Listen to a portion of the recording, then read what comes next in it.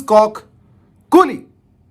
Lokesh Kanakaraj cinema, സാക്ഷാൽ super star Rajinikanth നായകൻ, Aamir Khan Upendra Karnataka star, അതുപോലെ തന്നെ നാഗാർജുന അക്കിനേനി തെലങ്കാന സ്റ്റാർ, നമ്മുടെ സൗബിൻ ഷാഹിർ, ഇങ്ങനെ വൻ പരിപാടികൾ.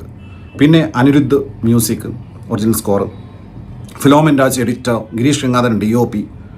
ഇത്രയൊക്കെ പോരെ ലോകേഷ് പടം രജനീകാന്ത് സ്വാഭാവികമായിട്ട് ഹൈപ്പ് ഉണ്ടാവും. ഒരു ഗംഭീര സിനിമ തന്നെ പ്രതീക്ഷിക്കുകയും ചെയ്യും. പക്ഷേ ഇത് അങ്ങ് ഒരു സുമാർ പടമായിട്ടാണ് ഫീൽ ചെയ്തിട്ടുള്ളത്. ഇത് അങ്ങ് സെറ്റായില്ല, മൊത്തത്തിൽ പവറില്ല. കുലി പവർ എന്ന് പറഞ്ഞിട്ട് ആ ഒരു പവർ ഫീൽ ചെയ്യില്ല. രജനീകാന്തിൻ്റെ മറ്റ് സിനിമകൾ എടുത്തു നോക്കുമ്പോൾ ഫാർ ബെറ്ററാണ്. അണ്ണാത്തയായി കഴിഞ്ഞാലും, വേട്ടയനായി കഴിഞ്ഞാലും, ലാൽസലാമായി കഴിഞ്ഞാലും, ദർബാറായി കഴിഞ്ഞാലൊക്കെ അതുപോലത്തെ ചവറ് സാധനമല്ല. പക്ഷേ ലോകേഷ് സിനിമ എന്ന് പറയുമ്പോൾ നമുക്കറിയാലോ, ഇപ്പോൾ ഈവൻ ലിയോ ആയി കഴിഞ്ഞാലും ലിയോയുടെ ഫ്ലാഷ് ബാക്ക് മാത്രമാണ് അതിൻ്റെ ഒരു ഡൗൺ ഏരിയ എന്ന് പറയുന്നത്. ലിയോയുടെ ഫസ്റ്റ് ഹാഫ് എന്ന് പറഞ്ഞാൽ ടോപ്പ് ക്ലാസ്സാണ്, ക്ലൈമാക്സ് ഓൾസോ. പക്ഷേ ഈ സിനിമ മൊത്തത്തിൽ നോക്കുന്ന സമയത്ത് ഓക്കെ, വൺ ടൈം സുഖമായിട്ട് കണ്ടിരിക്കാൻ പറ്റുന്ന സ്റ്റെപ്സ് ഇതിനകത്തുണ്ട്. രജനി ഫാൻസിനെ ആഘോഷിക്കാൻ ഒരുപാട് സംഭവങ്ങളുണ്ട്. പക്ഷേ ഒരു ലോകേഷ് കനകരാജ് സിനിമ എന്ന് പറയുമ്പോൾ കിട്ടുന്നൊരു സാധനമുണ്ട്. ലോകേഷ് പല സ്ഥലത്ത് വീക്കായി, ഇപ്പോൾ എസ്പെഷ്യലി റൈറ്റിങ്ങിൽ വളരെ വീക്കാണ്. ഭയങ്കര ക്ലീഷേഡായിട്ടുള്ള സ്റ്റോറി ലൈന്, ക്യാരക്ടേഴ്സിനൊന്നും. ഇപ്പോൾ ലോകേഷിൻ്റെ സിനിമകളിൽ വില്ലന്മാർ പോലും അങ്ങനെയല്ലേ. ഇപ്പോൾ വിജയ് സേതുപതിയൊക്കെ എമ്മാതിരി സാധനം മാസ്റ്ററിലായി കഴിഞ്ഞാലും വിക്രത്തിലായി കഴിഞ്ഞാലൊക്കെ ചെയ്തു വെച്ചിരിക്കുന്ന സാധനം ഉണ്ടല്ലോ, ആ ഒരു ഇമ്പാക്റ്റ് ഇല്ല.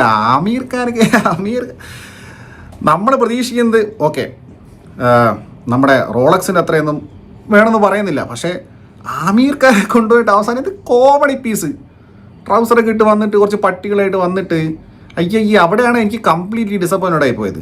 കാരണം അവിടെ കൺവിൻസിങ്ങും അല്ല, സ്റ്റോറി ലെവലിലും കൺവിൻസിങ് അല്ല.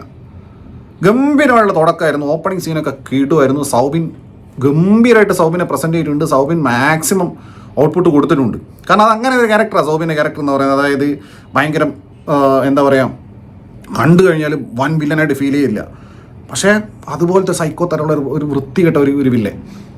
അങ്ങനെ ഉണ്ടല്ലോ നാട്ടിൽ കുറേ ആൾക്കാർ, ചെറിയ ആൾക്കാർ. അവർ നമുക്ക് കൊറിയൻ പടത്തിലേക്ക് കാണാം സാധനം എങ്ങനെയായിട്ട് അവരെ ഓടിച്ചാലും പിടിച്ചാലും കിട്ടുകയില്ല, അവരെങ്ങനെയും രക്ഷപ്പെട്ട് പോവുകയും ചെയ്യും. അങ്ങനെയുള്ള കുറേ പരിപാടിയുണ്ട്. രജനിയുടെ ഇൻട്രോ ഒക്കെ സാധാരണ ലെവലിലെ ഇൻട്രോ, അത് കഴിഞ്ഞിട്ട് പിന്നെ മറ്റേ പാട്ട് പരിപാടിയൊക്കെ ആയിട്ട് ലോകേഷ് പടത്തിൽ പോലെയുള്ള ചെറിയ കോമഡികളും പരിപാടികളായിട്ട് അങ്ങനെ പോയിക്കൊണ്ടിരിക്കുകയായിരുന്നു. പക്ഷേ ഫസ്റ്റ് ഹാഫിൽ ഇവിടെ ഒരു മൊമെൻറ്റം ഉണ്ടാവുന്നില്ല, ഒരു എലവേഷൻ ഉണ്ടാവുന്നില്ല, ഒരു ഹൈ കിട്ടുന്നില്ല.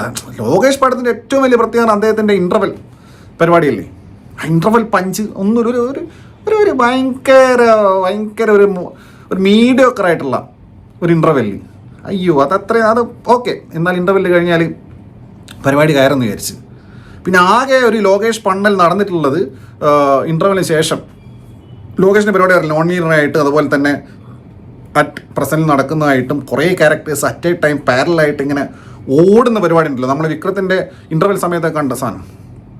ആ ലെവലിൽ കുറച്ച് സമയം ഇൻ്റർവെല്ലിന് ശേഷം ലോകേഷിൻ്റെ പരിപാടി ഉണ്ടായിരുന്നു. But climax was very low. പിന്നെ ഉപേന്ദ്രൻ്റെയൊക്കെ ഗംഭീര പെർഫോമൻസും ഗംഭീര സ്കോറും എൻ്റെ ഇത് കൊടുത്തിട്ടുണ്ട്. പക്ഷേ ഒന്നാമത് നമുക്ക് ഫെമിലിയർ ആയിട്ടുള്ള നടനല്ല. ഇപ്പോൾ ശിവരാജ് കുമാർ വന്നപ്പോഴും ഫെമിലിയർ അല്ലായിരുന്നു. പക്ഷേ നെൽസൺ അത് ആ രീതിയിൽ പണി വെച്ചിരിക്കുന്നുണ്ട്.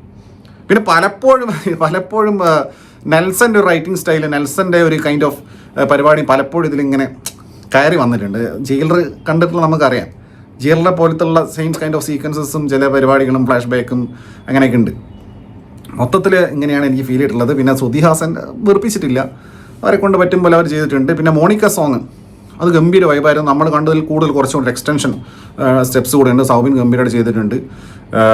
അങ്ങനെ മൊത്തത്തിൽ ഈ ഒരു സിനിമ കണ്ടപ്പോൾ ഓക്കെ, വെറുപ്പിച്ചിട്ടില്ല, മടുപ്പിച്ചിട്ടില്ല.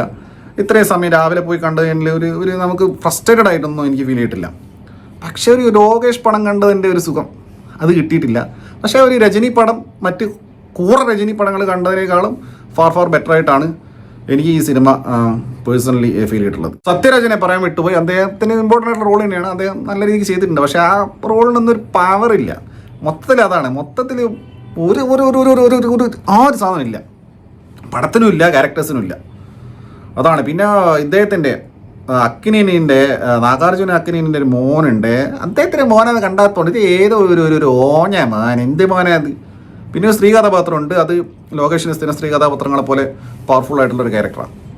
പക്ഷെ അതിനൊന്നും കുറേ ആവർത്തനമായിപ്പോയി. വിക്രത്തിലുള്ളതും അങ്ങനെ ഉൾപ്പെടെയുള്ള പല സീൻസിൻ്റെ ആവർത്തനം ഒക്കെ വന്നു കൂടിയിട്ടുണ്ട്. ഇനി എന്തായാലും നെൽസൺ തന്നെ പണ്ണട്ടെ. Jailer 2 coming.